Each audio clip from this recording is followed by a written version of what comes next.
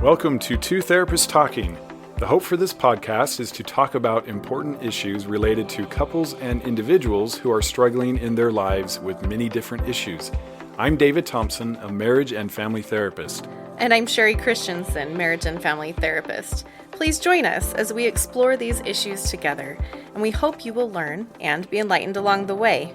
Come find us at twotherapisttalking.com. If you like what you're hearing, please get on and rate us and subscribe to the podcast. Hi, and welcome back to Two Therapists Talking. I'm David. And I'm Sherie. We are following up with our second episode now about victimhood. Yeah. And the idea here is so that we can come out of it through an awareness of it, not only for ourselves possibly, but for others. But really mostly, I think when we approach this, the idea is for yourself. Right. And just to learn about characteristics that may be present in your life that you're, not that you're in denial of necessarily, but just not thinking much about, and how that really impacts our mood and how we feel. Yeah. And especially hope and faith in the future. Yeah. And I think it's really important too to recognize, as with most things that we talk about, this is on a scale. Yeah. Right? You can have someone that is super far down the scale and that is non-functional in every area of their life because they're seeing themselves as a victim in every aspect.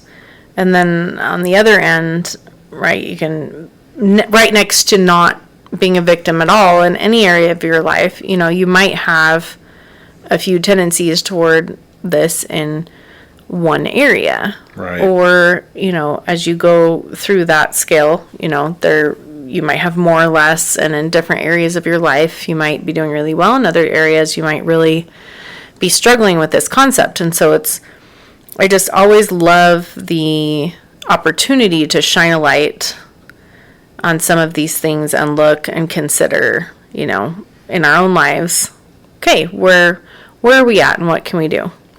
Right, what can we do because we want to have a better quality of life? Right. And everybody, again, you know, it is a scale, but also everybody at times goes in and out. It's much like depression or anxiety. We all feel depression and anxiety at certain times.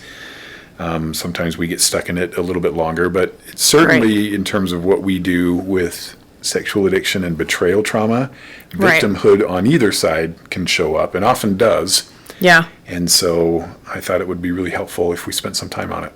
Yeah. So if you haven't heard this episode right before this one, please do, because we set it up a lot really better. Important. It's a really important precursor to what we're going to talk about today.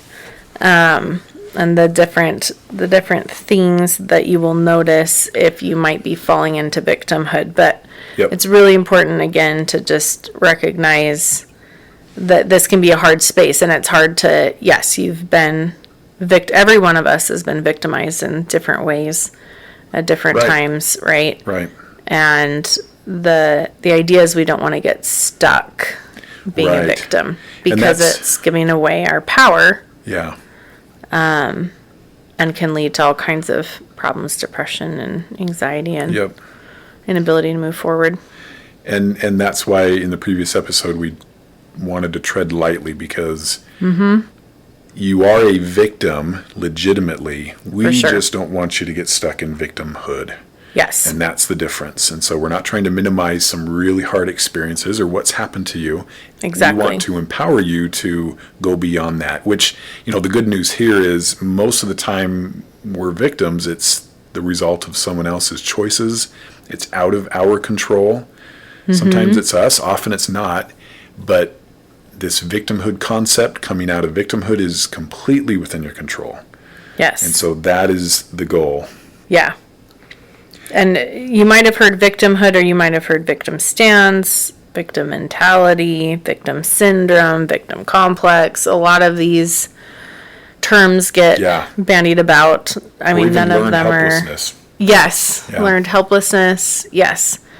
None of them are in the DSM in terms of a diagnosed condition, and so that's, I think, where you get all of these different variations, people's own take on them.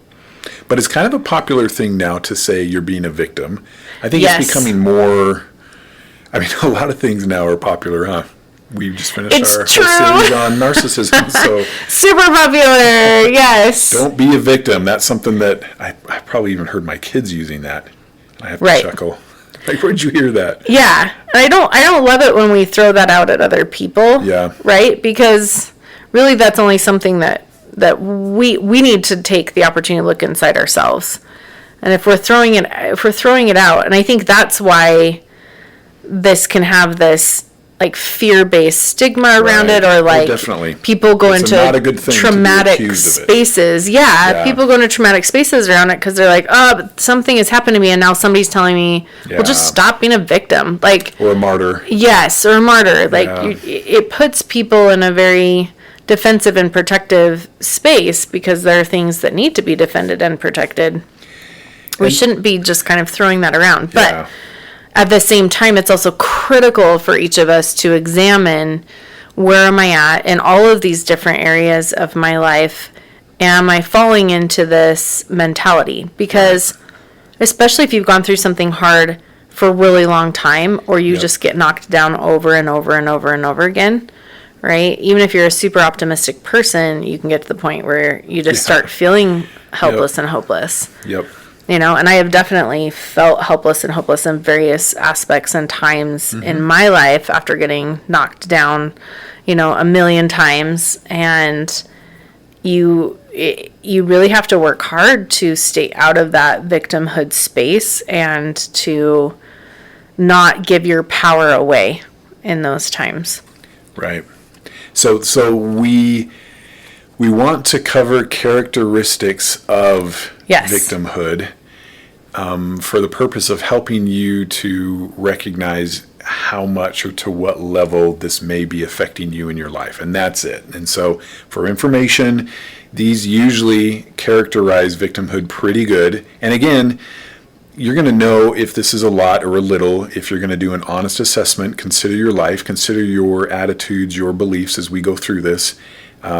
Because it can be a way of life, or it can be just a natural rhythm that you're in because of what's happening to you. And so we leave it to you to... Yeah, or even in one little area of your life. Right. Yeah. I don't know if we discussed last time the kind of a definition of victimhood. I don't think we did. But it's kind of the belief system that bad things are happening and they're going to keep happening, that other people or circumstances are to blame and that won't ever change, that anything that you do to try to fix things or create change, that's just going to fail, so there's no point in trying. Right. That kind of a thing.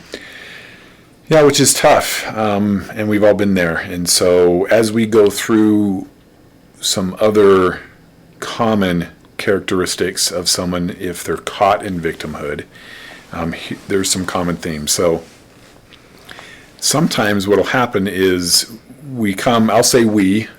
Right, since we all end up there at different Instead of times. they, we and don't in want anyone places, feeling- yeah. yes. So when we're in victimhood, we may come to believe in our own moral superiority. Yeah. And I'll see this a lot where it's almost, a defensive mechanism where I'm right, I know, you can't tell me. And it makes it very difficult to work through things, to consider things, to give ideas or input or feedback. Yeah, you can't really work in a partnership when you have sort of that moral superiority place. And it's all your fault. I'm the one that didn't do anything. Yeah, and this is probably in here, but often in betrayal trauma, I'll see kind of a righteous indignation, which is very similar to a moral superiority, where because you did X, I can show up in this kind of superior, angry, telling you what to do, controlling way, Right. which makes sense considering what's happened and Right. and how everything you thought has been turned upside down. But it actually comes back to make it harder for you. Yes, because again, anytime that we're controlling someone else, that's not a healthy space. Right? And Controlling we'll or continue. manipulating our environment or other people to do Yep. what we want them to do so that we can feel okay. that's going to cause some problems. And we don't want to justify why we should be as angry or controlling as we might want to be. So that's going to be a really tough place to be, is, well, you did this, therefore. And so part of this process is it really serving you, or is it just a matter of it feels better in the moment? And so. Right. Yeah. So anytime that you're kind of trying to get them back, or they deserve this behavior, this treatment, then we know there's going to be some problems there, right? Yep. That's going to be a controlling, manipulative, vindictive space. And anytime we're in that, that's a problem. That's us making unhealthy choices ourselves. Because we can choose, truly, no matter what anyone else does to us. And you see this in, if you go back to concentration camp, survivors and different things like that, like you truly can still respect someone who's treating you really poorly. Yeah. You can do that. Like, that is a healthy way to be, right? Like, it doesn't mean that you don't have anger. It doesn't mean you don't have boundaries. It doesn't mean you don't have consequences for behavior and how they're then allowed to interact, like, with you, how much you interact, how much space there is, but you can still treat them with some respect. Even if your boundary is, I can't interact with you at all, right? You don't have to be, throwing axes at their house or whatever. Yeah. So it's a pretty common, if you're in victimhood, it would be common to be constantly frustrated or annoyed, angry, kind of like you don't come out of it.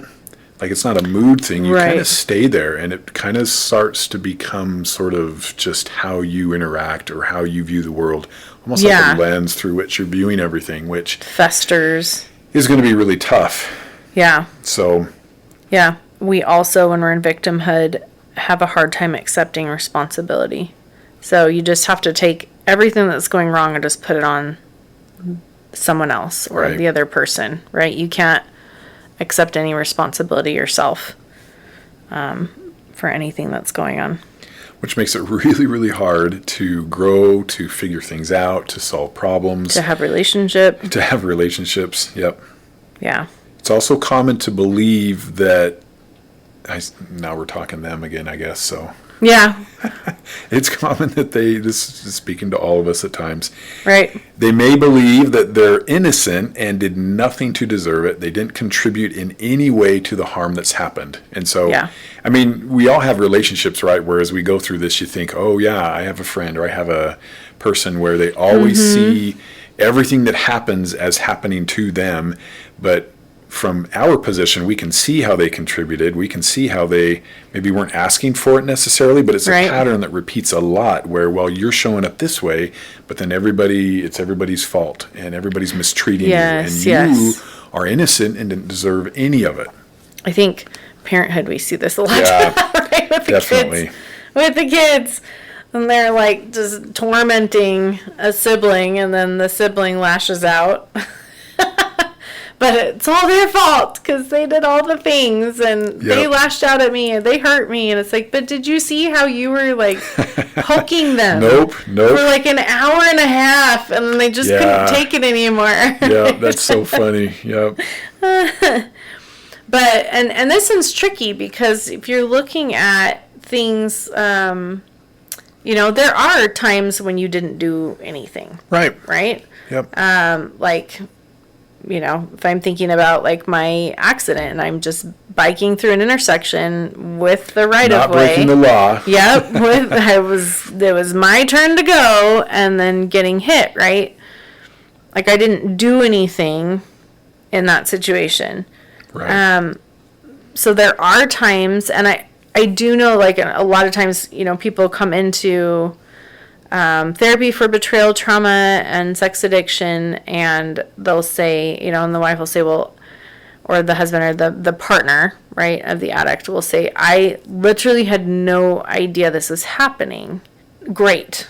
Yes. There are absolutely cases like that. Yeah.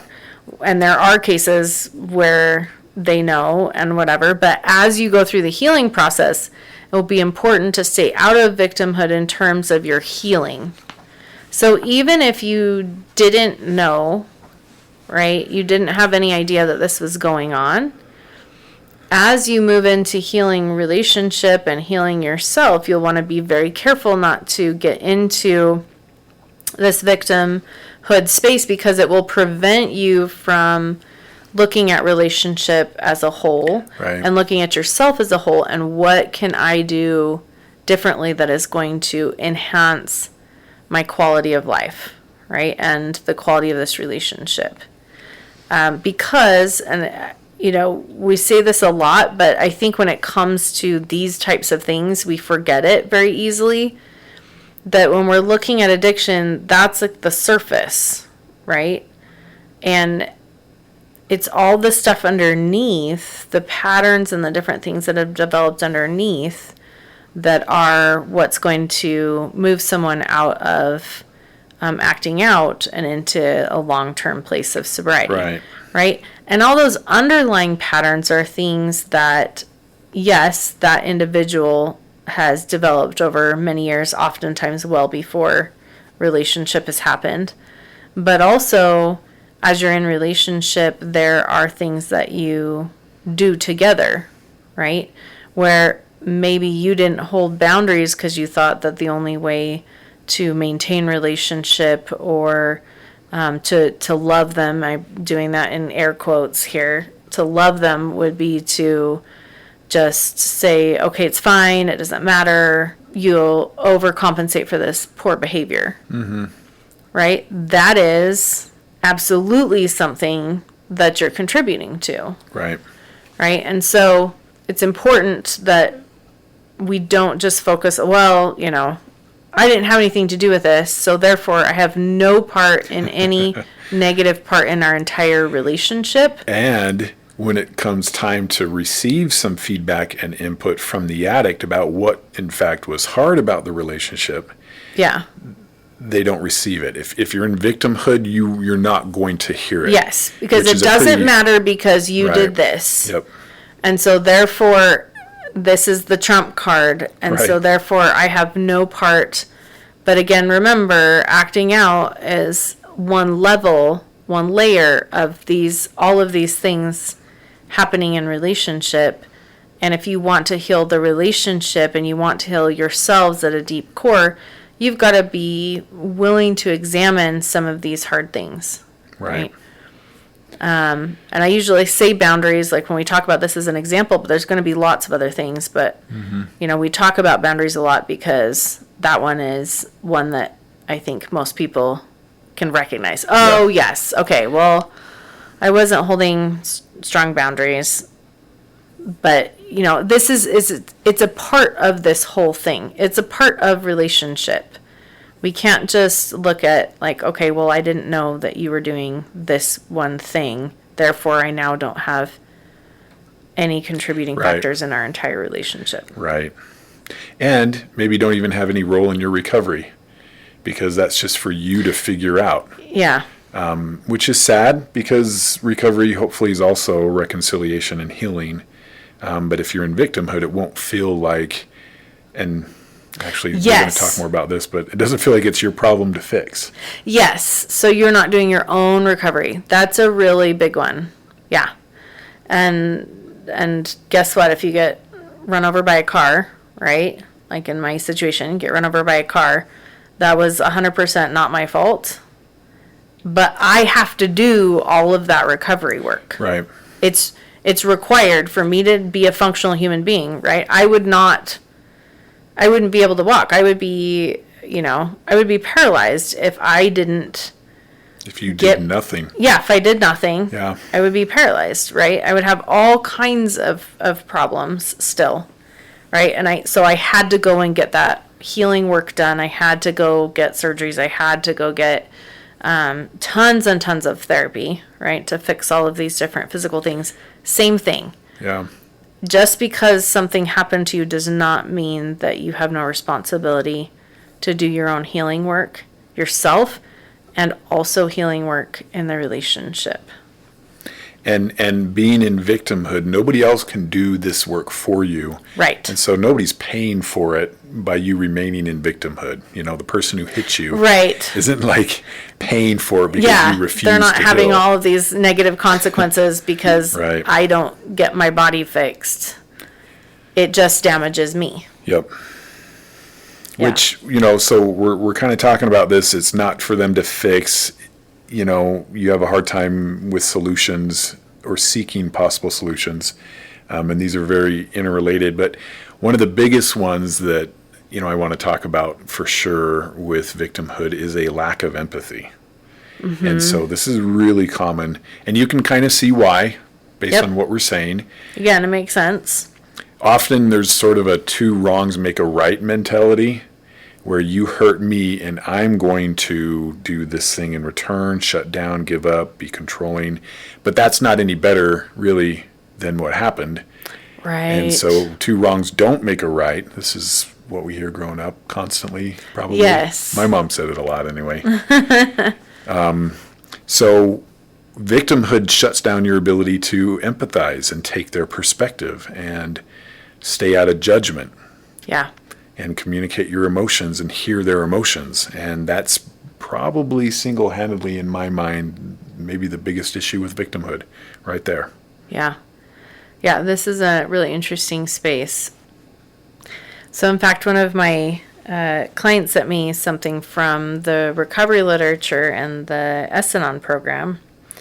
And I just loved it because I think it fits really, really well with this. So again, this is S-Anon recovery. So this is for people who have been harmed by the sexual misconduct of other people, right? So spouses, family members, right? So again, I think this really speaks well to that victimhood space. It says, we may find deep resentment inside for the sexaholic and all we have been through. However, as we look at our own resentful behavior, we begin to see that resentment isn't any better than lusting. It's just a different defect of character. I know this is really hard to hear, right? This is very hard to hear, but It's right in line with what we're talking about. It's right in line with what we're talking about because, again, it's giving your power away.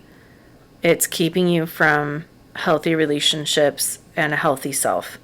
So continuing on, it says, our own personality defects have contributed to the instability of our relationships and the chaos of our homes. Some common symptoms of our emotional insecurity are worry, anger, self-pity, and depression.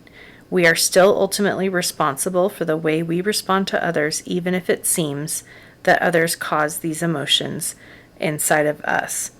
To take an accurate inventory, it helps us to take into considerations all the relationships that have caused recurring conflicts. We may ask ourselves questions similar to these, looking into the past and present, what sexual relationship situations have caused me anxiety, bitterness, or pain. Looking at each situation fairly, can I see where I have been at least partially responsible due either to my reaction or my participation? If I am disturbed by the behavior of others, why do I lack the ability to detach with compassion? Answering these kinds of questions can disclose the source of our discomfort. Isn't that powerful? That perfectly fits. So I think that's really powerful, and I think it helps us to kind of look at, okay, and I know that's specifically related to betrayal trauma, right? And there's lots of other ways that we can be victims in our lives, right? But recognizing that nothing that someone else does necessarily gives us the right to then act in resentful ways, to treat others in disrespectful ways. Right. That's very different than setting strong boundaries. Like, I really cannot interact with you anymore because of the way that you abuse me when we are interacting. Right. Right. So again, I think sometimes we confuse that and think that, oh gosh, if I have to treat someone with respect, that means I have to let them walk on me, means I have to Right. interact in all of these ways that don't feel comfortable or safe to me. No, but it doesn't mean that we're acting out of anger or resentment or vindictiveness or any of those things. We can, as this quote is talking about, detach with compassion. In other words, we're not getting stuck in what they've done to us, which goes back to the circles idea or buckets concept from the last session. Yes. Your life is still your life.